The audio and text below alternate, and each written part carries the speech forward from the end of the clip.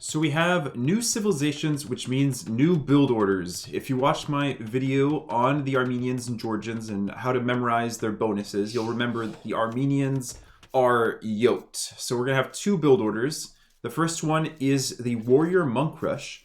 Morley Games, if you're familiar with him, put together a video of a very similar build order, though his is a little bit more all-in. So if you really want to try to finish your opponent really quickly, you can go watch his video on the Warrior Monk Rush. He includes Scorpions right from the start, but it's very much a fast castle into the Castle Age unique options of the Armenians.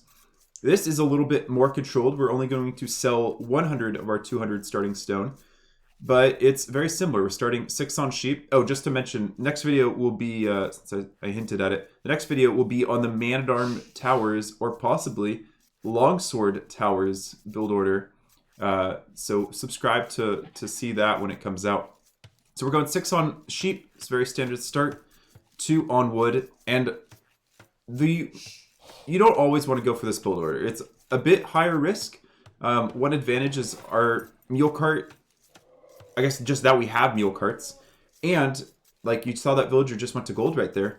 We can go between wood and gold very easily. Just retask villagers and the same drop-off point is used of the mule cart. So that's one very big advantage. So we're going to go 2 on wood. We're taking the elephant now because it's just good timing with the sheep that is about to expire. And we are going to push our deer, or in this case, gazelle. Deer coming in under the town center. Or sorry, not deer, elephant. Olifant. And we are going to put more on wood in just a moment. We're eventually going to want to get up to 4 on wood. But most of the other villagers are just going to be hanging out under the town center and continuing to push deer. Our scouting's pretty good. We have a last sheep just scouting around the side here. And villager, okay, going for the deer first, and then we'll eventually get 4 on wood. So you can't just have any sort of map and kind of go for the strategy. But that's what's good about the Armenians, is they have some flexibility.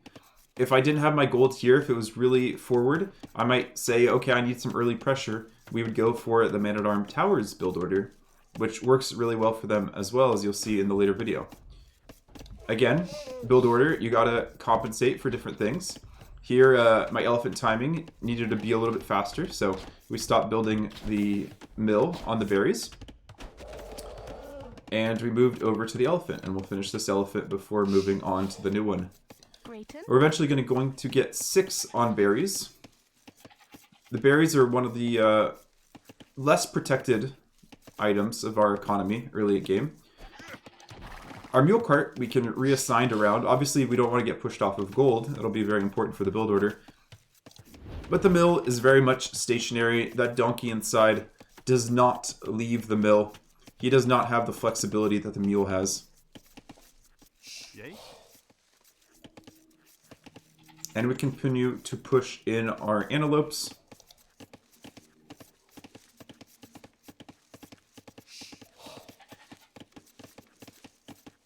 I guess they're gazelle.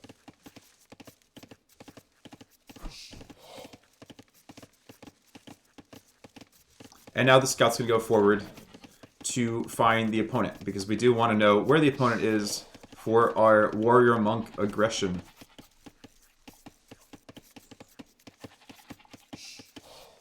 And unfortunately, the scout, what does he see so far? He just barely missed that mining camp. Oh, he's going to go by, see it, and town center. Unfortunately, too busy focusing on the build. But the build doesn't change even if we lose our scout. It'll stay consistent. It doesn't really matter which villagers you put on what resources. And we've clicked up to Feudal Age at 22 villagers. It'd be 23 pop normally. And we'd have a total of 8 on wood right now. We're not going to gold at all. We're just going to use the market to sell the resources for the additional 100 gold. Actually, we're going to get loom once we get up to the next stage. So this is 22 villagers without getting loom. And look at that. I can just redirect villagers onto the gold. We're going to build our blacksmith and market nice and close to the gold pile. And we only have 6 seconds of idle TC time at the moment. Building a farm just for posterity's sake. It's not required for the build order, but it'll help us have a little bit more food economy. And look at that. Sold 100 stone, sold 100 wood, both for gold. We had enough food to click up.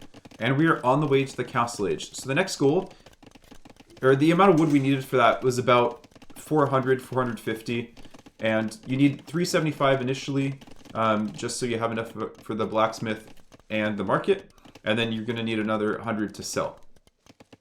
So, and we also got the double bit axe, since that has 25% more effective for the Armenians than other civilizations. That's just one of their bonuses. And we're getting armor for our warrior monks as we go up to Castle Age.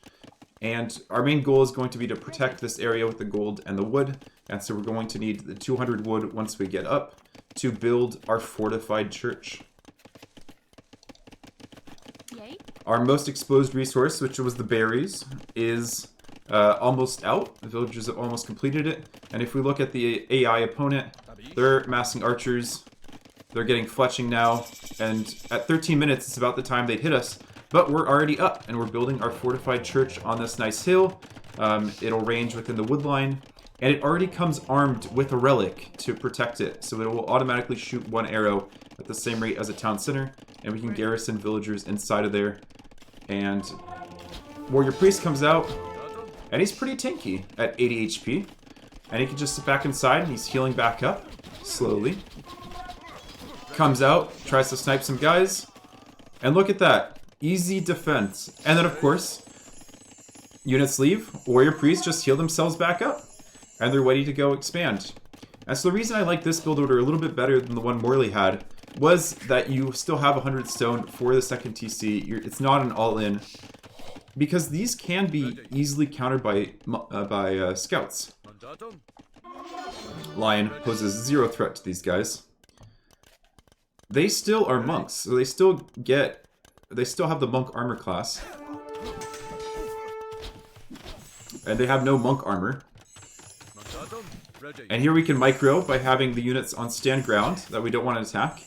And if they're on a hill like this, they just can survive pretty easily. Just harass so much. Really give you so much time to allow your Castle Age economy to be in a better position. Look how difficult it is to micro down. They're still pretty speedy. I don't have any extra techs. And here we see, okay, we want to collect some stone. So let's just move the mule cart over to stone, and we can collect the stone that we need to go for another town center if we want to go 3 TC. Here I'm going to add a siege workshop forward. Try to pressure the opponent. Vill count, we're finally caught up.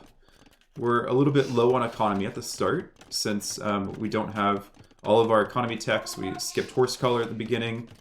And here we're just applying light pressure, kind of soft pressure, that you see a lot of strong players do. Just force your opponent to react. Maybe they'll overreact, and you can get ahead in economy and kill them off. And here, look, we're just trading blows, healing up our units, waiting for the Scorpion to come out. And the Scorpion comes out, and we're in a good position. The AI is now up to Castle Age. We have a 10 villager lead all in that time while these guys are healing each other. And our opponent has crossbow with Bodkin, I believe. Oh, no Bodkin yet, just fletching. Okay. And we put a fortified church right on their face, right where they wanted to collect gold. So the one villager inside of here can shoot an arrow. If we send any of these warrior monks inside, they will not shoot additional arrows. So we need villagers forward to do so. But the nice thing is since the Armenians are very much an infantry civilization, they need kind of a starting position or some sort of map control. And a fortified church like this is really, really good for them. Because if they lose map control, if you're pushed back to limited to your base, because they lack the mobility that infantry just lack mobility, it can be very difficult to push back across the map and have some sort of forward base again. So the fortified church kind of allows that point where you're not investing that much. Here I haven't invested a ton. We have 2 fortified churches, can produce more warrior monks, can produce just general monks, and then the monks can jump back in if they need to. If like a swarm of light cav come forward, we can just jump back in, just wait it out, wait for some spearmen to come forward or something, find some other counter to deal with the scouts. And they have decent HP. Like, we're fighting between a town center and fortified church. Mangonel obviously helping. And now we're on 3 town centers. So is Red, by the way. But we're just pumping out Vills, getting Horse Collar. Or not Horse Collar, Heavy Plow, sorry. And doing a decent job of pressuring Red's economy. If you want forward siege and you want villagers to be able to repair, they can just wait it in the church until it's time to jump out and repair. They won't get sniped by units. They won't go off in the wrong spot. And look at that. A nice, easy place to drop a castle. And the game is pretty much won at this point. We have a little bit of a villager lead still. We got some idle economy there. Just focusing on things in the front. So this is the power of the Georgians. When they get off to a good start, they get forward map control early in the game with a fortified church. But it also relies on having a good map at the start. So if you don't have a good map, you might use the next build order, which will come out. The Man-at-Arm Towers, which has the potential to go into Longsword Towers, since Armenians get longswords in the Feudal Age. Subscribe to see when that comes out. Let me know what you think of this build order, and I'll see you in the comments.